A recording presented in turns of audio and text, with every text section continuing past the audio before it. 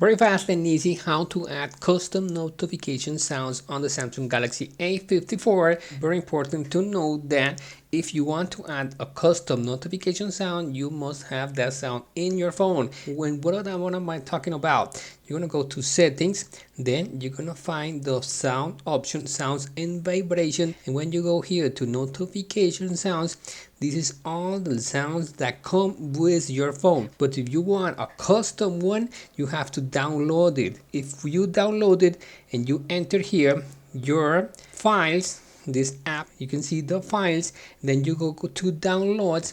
Here is a sound that I downloaded.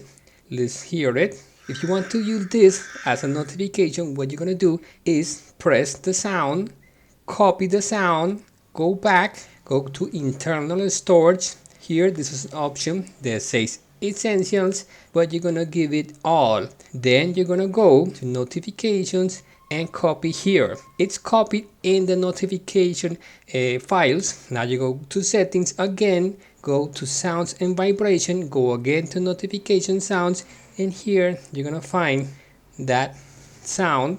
Here it is.